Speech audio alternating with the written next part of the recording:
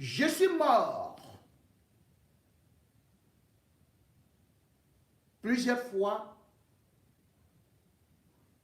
et plusieurs fois je suis ressuscité. Je suis plus fort que Jésus-Christ parce qu'il n'est mort qu'une seule fois et est ressuscité une fois.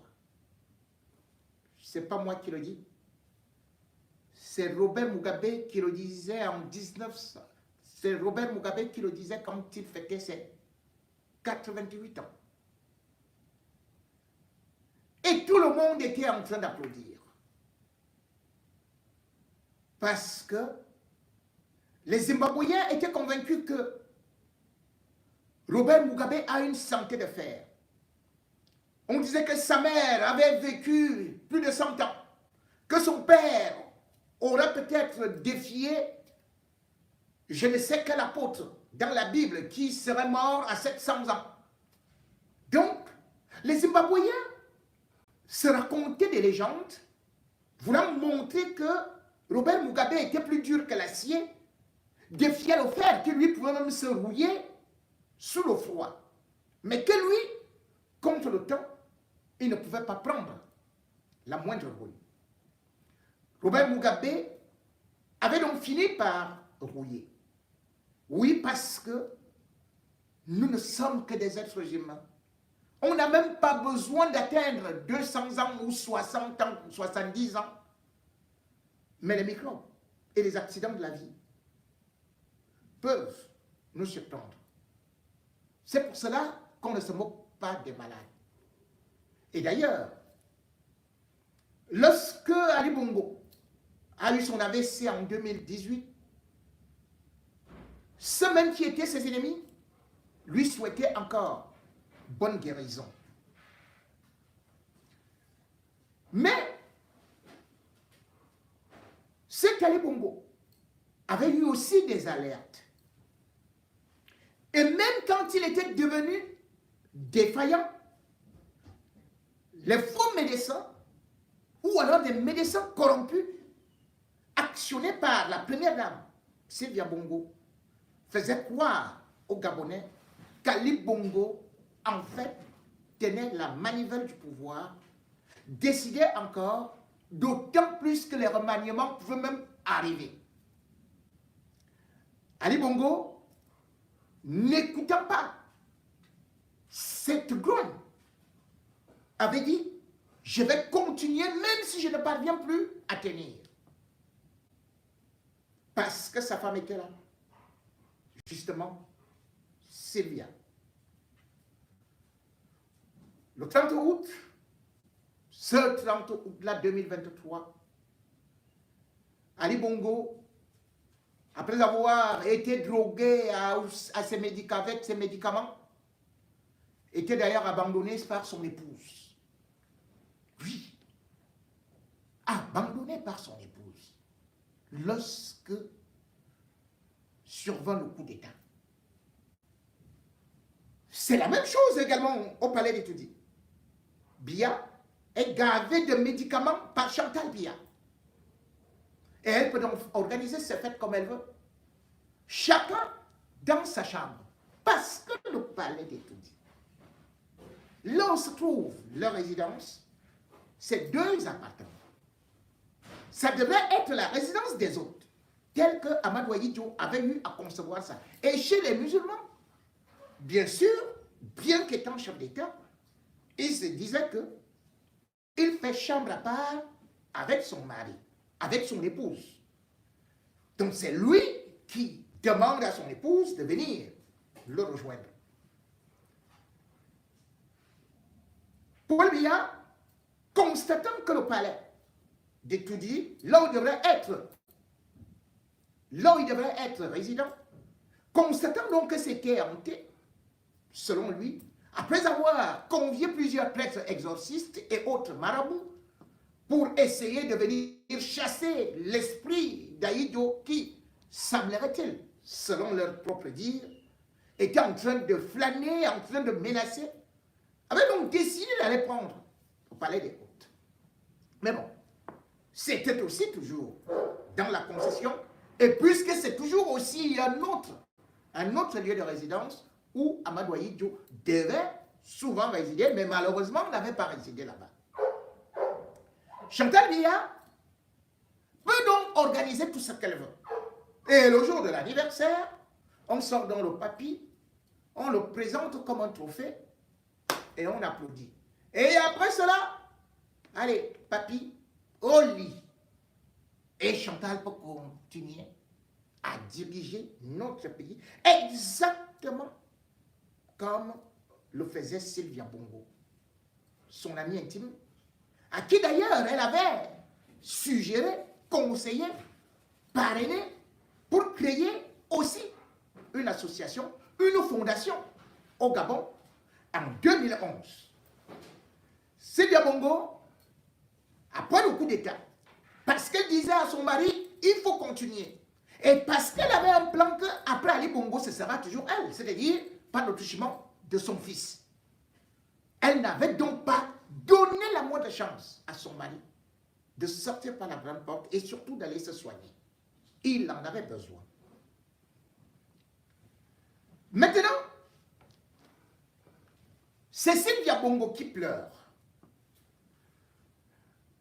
Juste après que son mari ait été renversé, elle se disait toujours que le réseau qu'elle avait et tout le monde qui l'entourait, le monde entier parce qu'elle est française, allait faire qu'elle sorte du trou. Et il n'en est rien. Puisque même les informations qu'on avait données à une certaine période qu'elle avait été sortie de la prison pour finalement loger au premier étage de la présidence de la République, eh bien, cette information s'est avérée fausse, ou plutôt, le régime a reculé et a décidé de la garder en prison. Elle était convaincue que la France allait faire de la pression et allait réussir à faire qu'elle sorte de là. Mais la France et Chantal Biya viennent de lui tourner définitivement le dos.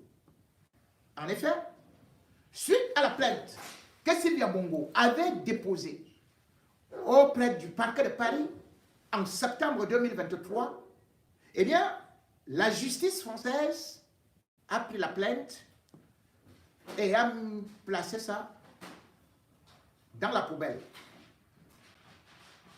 Affaire classée, rien à faire. Ces trois avocats français maintenant ont décidé d'aller saisir l'ONU, le groupe de travail de l'ONU. Sylvia est en train de pleurer et elle compte sur l'État du Cameroun, donc Chantal Biya. Parce qu'aujourd'hui, avec Paul Biya qui a aussi placé quelqu'un là-bas à l'ONU, son ancien Premier ministre, Ayan Luc, eh bien, Sylvia compte donc maintenant sur l'État du Cameroun pour faire la pression pour qu'on reconnaisse que c'est une détention arbitraire. La plainte avait été déposée en France par ses avocats et cette plainte visait quoi? Séquestration, enlèvement et aussi détention arbitraire. Mais la France a des intérêts au Gabon. La France a voulu mettre de la pression et Oligui Nguema a trouvé que non. Il pouvait plutôt dresser ses populations contre lui, ce qui n'est pas bon. Et la France, sachant qu'elle devait exploiter encore des matières premières et plus particulièrement le pétrole, a donc commencé à enlever le pied. Quand Ali Bongo était au pouvoir, il utilisait la France pour poursuivre parfois même ses frères ou ses sœurs. Mais aujourd'hui, sa sœur, qui était persona non grata et qui était poursuivie en France pour des détournements, blanchiment d'argent. Elle a été blanchie. Pascaline Bongo, La justice française dit maintenant que nous, on ne trouve même plus rien sur elle. C'est plutôt Ali Bongo qu'on cherche maintenant à poursuivre en France, puisque la procédure de sa femme vient d'être rejetée. Voilà comment est-ce que la France fait donc souvent semblant d'être derrière les chefs d'État tant que vous êtes au pouvoir. Les premières dames et consorts, on vous soutient. Mais dès que vous perdez la main, il n'y a plus rien.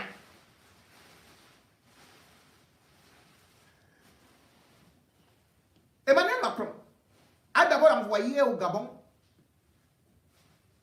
son monsieur Afrique pour aller voir Oligui Nguema.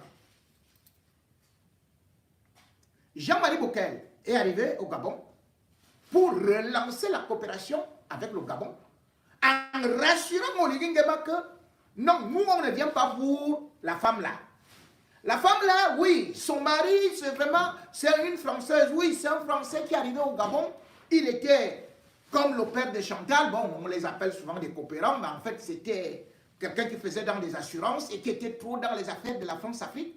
On lui a donné tout ce qu'elle voulait. Et maintenant, elle a placé sa fille auprès d'Ali Bongo. Ils sont allés au pouvoir en 2009 et par la suite, ils ont continué à tricher et à faire tout ce qu'ils voulaient. Nous, on ne vient plus là-bas. Nous, on ne les soutient plus. Nous, on ne veut pas. Oligui Nguema a dit, ok. Bien plus, Oligui Nguema vient de recevoir en tête à tête le PDG de TV5 Monde, Yves Bigot, assisté de la Camerounaise directrice qui est Denise Epoté. Le Gabon, dans les prochains mois, voire années, va donc entrer dans l'actionnariat de TV5 Monde. La France a déjà complètement zappé Ali Bongo et surtout Sylvia Bongo. Le fils de Sylvia Bongo, Noureddine, qui avait créé la Team Young, comme les enfants de Chantal Biya qui aujourd'hui maîtrisent tous les marchés, vont à gauche, vont à droite, gagnent ceci, gagnent cela, font l'exploitation des mines, font l'exploitation du bois, gagnent ceci et tout ça.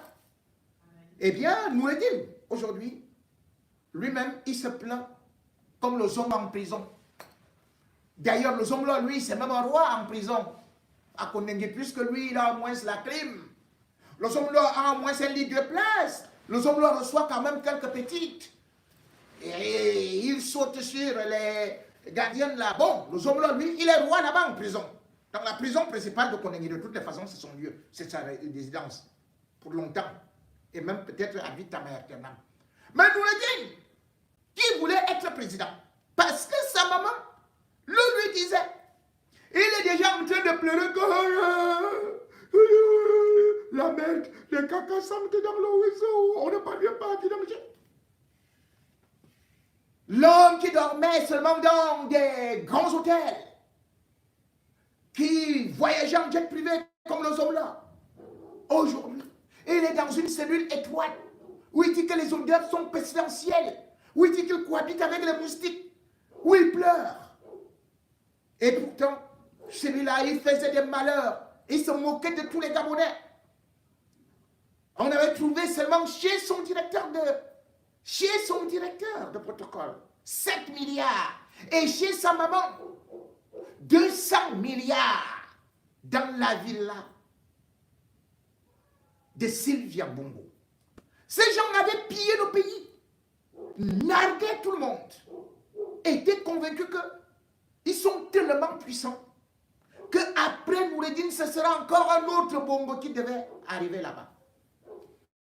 Aujourd'hui, c'est eux qui adressent maintenant non seulement des revendications, des plaintes à l'ONU, mais aussi demandent de l'appui du Cameroun, de Chantal Biya, pour séquestration, pour détention arbitraire. Alors que ce pourquoi Sylvia est détenue, c'est bien blanchiment, détournement des deniers publics, faux usage de faux, utilisation des attributs de la République en falsifiant ou alors en imitant la signature de son mari, Ali Bongo. C'est des accusations graves. Et l'État du Cameroun ne peut pas se permettre que parce que les ayants Luc, Paul Biya est placé là-bas, ils vont soutenir quoi? C'est déjà la France n'a pas soutenu celle-là. C'est le Cameroun maintenant, Pascal Chantal dit à Paul Biya, bon, pendant ce temps, elle ne prend même plus. Elle ne prend même plus l'autre au téléphone. Hein. Mais comme maintenant on lui a dit que c'est le Cameroun, comme l'affaire est déjà partie dans le groupe de travail de l'ONU, eh bien tu peux donc saisir cela et toi-même aussi, il faut faire attention, il faut de la solidarité. Les dirigeants africains, surtout leurs épouses, sont parfois bornés et refusent de regarder souvent le rétroviseur. Il y a ce qu'on appelle la loi du karma. Vous vous rendez compte? Lorsque Ali Bongo était avec Sylvia, ils ont décidé d'arrêter la cruche à Lianga. On l'a jeté en prison. Il était venu maigre comme ça, alors que lui également, il était comme Gongo. Hein? Il disait, oh, Paul Biya, oh, j'ai marché et tout, comme Gongo fait là. Mais Ali Bongo, comme justement Paul Biya, c'est des gens sans sentiment. Tu as beau cirer leurs chaussures, lécher leurs pieds, chanter des louanges, n'importe comment, quand il veut te manger, il te mange. Il t'oublie. On avait arrêté celui-là, on l'a jeté en prison. Mais qu'est-ce qui s'était passé? La cruche Alianga avait saisi le groupe de travail de l'ONU. Le groupe de travail de l'ONU a condamné le Gabon pour détention arbitraire. Et surtout, au regard des éléments que ses avocats avaient fournis, on avait constaté que c'était juste un règlement de compte parce qu'on soupçonnait qu'il a déjà des ambitions de devenir aussi président de la République. Alors, s'il avait décidé, alors que c'était aussi son amant de s'en débarrasser. Ali Bongo, qui ne dirigeait presque rien, ne pouvait écouter que ce que sa femme veut, exige, et elle l'obtenait ainsi. Le groupe de travail de l'ONU avait donc demandé au Gabon de libérer la cruche Alianga.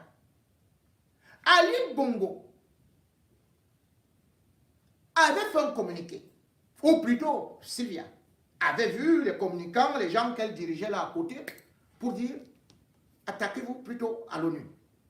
Ils avaient dit exactement comme Paul Biya dit en ce qui concerne Marafa, que mais vous savez de quoi est-ce qu'il s'agit? C'est des détournements. Ce que vous voulez faire là, c'est l'ingérence dans les affaires d'un État. L'ONU n'a pas à se mêler. Donc, ils avaient botté en touche le groupe de travail de l'ONU. Aujourd'hui, la même Sylvia Bongo, Ali Bongo, Chantal Biya, qui revient déjà pugna derrière, repartent saisir le même groupe de travail de l'ONU qu'ils avaient botté en touche pour obtenir la libération de Sylvia. Ou hein, comment elle a dit? Ceci devrait justement interpeller Chantal Biya elle-même. Aujourd'hui, tu es sur les commandes. Aujourd'hui, tu décides de l'emprisonnement de l'oncle du président, du cousin du président, de la mort du cousin du président, Gervais Mendozé. Aujourd'hui, tu coupes les pieds et les bras à qui tu veux, comme tu veux. Tu utilises l'État qui est maintenant à plat devant toi. Mais demain ou après-demain, Chantal, regarde ce qui se passe là-bas, juste au Gabon. J'ai parlé tantôt de celle qui était Grâce, Mugabe. Et comment est-ce que sa fin aujourd'hui est catastrophique? Les mêmes moyens que vous utilisez, parce que vous n'acceptez pas les résolutions qui sont prises par les organismes internationaux, ne vous attendez pas à ce que vous soyez protégés par ces organismes internationaux. Aujourd'hui, la guerre des clans qui est au Cameroun, et quand on voit surtout la santé du président Paul Biya, on sait aujourd'hui qui tient les clés de tout. On sait aujourd'hui qui empêche le remaniement. Chaque fois, on apprend qu'il y aura un remaniement au journal de 17h. Dès qu'on veut toucher en Congo, Chantal Biya prend, elle déchire, elle dit, foutez-moi la paix. Chantal Biya appelle Charles Ndongo, lui dit que voilà ce que tu dois dire. C'est Chantal Biya qui aujourd'hui décide quand on doit faire le remaniement. Et si on ne met pas ces gens, il n'y aura pas de remaniement.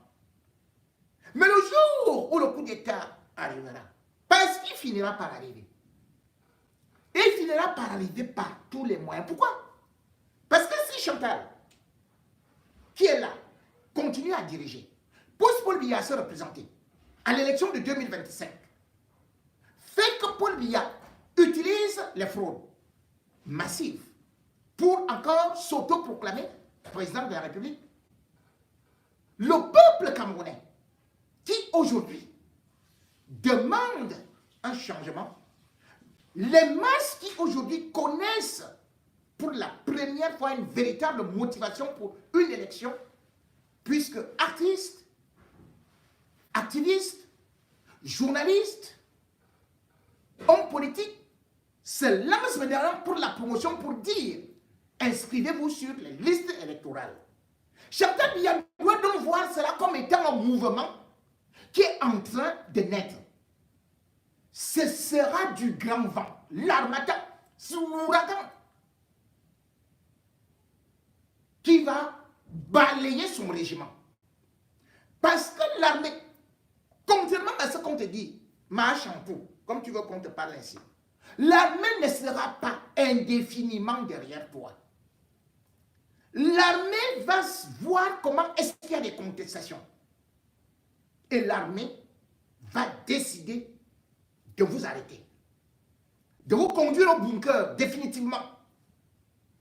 Ce qui s'est passé en 1984, Paul Biya avait encore la force, le pouvoir de la manipulation et il était dans de bons draps ou alors dans de bons plans de la France qui voulait bien qu'il soit là.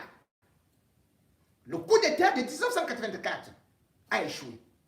Parce que Paul Biya, peut-on dire, était encore l'homme aimant, l'homme qu'on voyait charmant, et l'homme qui était le protégé de la France. Ce qui n'est plus le cas en ce moment. Où Paul Biya tantôt envoie les officiers se former en Russie, va signer les accords militaires, revient auprès de la France, dire que je veux de la protection, et en même temps, les ans avancent, la prostate se dégénère, s'accélère, et il arrivera un temps où peut-être il ne pourra même plus se mettre debout. Ce sera sur une chaise roulante. Et croyez-vous que les Camerounais continueront toujours avec leur armée à dire que c'est Paul Biya qui gère leur pays? Ils comprendront que c'est vous. Et ils n'accepteront plus tout ce que vous êtes en train de faire aujourd'hui. La communauté internationale, que vous estimez qu'elle viendra à votre secours, ne sera pas là. Regardez juste les mémoires, les dernières interviews, les récentes interviews de l'ex-première dame du Burkina Faso, qui s'appelait aussi Chantal. Elle, au moins, avait prévenu Compaoré qu'elle sent un danger s'approcher. Blaise Compaoré le reconnaît aujourd'hui que lui, j'avais déjà dirigé le Burkina Faso pendant 30 ans. C'était épuisant. J'étais fatigué.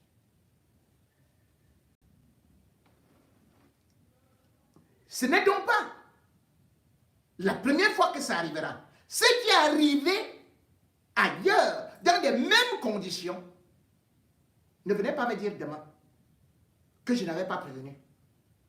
Ne venez pas dire demain que oh, les militaires, oh, ils ont trahi Paul Biya. N'allez pas dire que demain, oh, Chantal, c'est une femme. Hey, comment on peut traîner une maman comme ça par terre?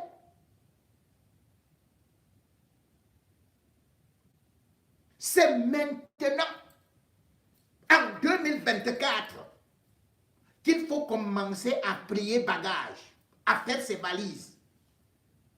Mieux vaut être en liberté que d'être enfermé. Comme l'est actuellement Sylvia Bongo. Peut-être qu'on ne va pas enfermer Biya un jour. Peut-être qu'on va le laisser comme on a laissé Ali Bongo, qui ne parvient même plus à voir les enfants qu'il avait adoptés, les Bilal, les Djilal, les machins, que sa femme venait à gauche et à droite, oh, prends seulement l'enfant si cadeau, oh, prends encore l'enfant là cadeau, prends l'enfant cadeau. Il ne les voit même plus. Le voilà. Oligui Nguema est parti voir maintenant Ouattara pour dire à Ouattara, fais que celui-là qui dégage de chez moi, qu'il a se soigner même au Maroc, parce qu'il n'a pas construit les hôpitaux. Je ne veux pas qu'il meure chez moi. Mais la qualité qu'il est là, en résidence surveillée, il finira par partir et abandonner Sylvia, qu'il n'a même plus jamais vue depuis ce coup d'état-là.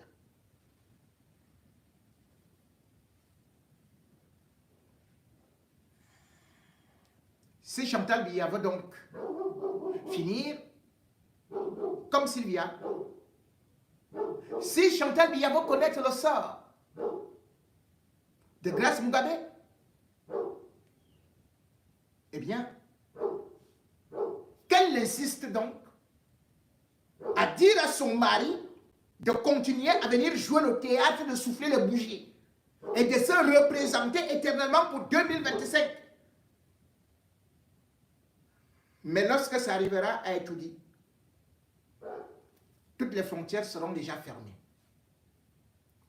La richesse qu'elle aura entassée à l'extérieur, elle ne pourra plus utiliser. Ses propres enfants seront pris dans le piège, à l'instar de ceux de Bongo, du clan de Noureddine, qui aujourd'hui dîne avec les cafards.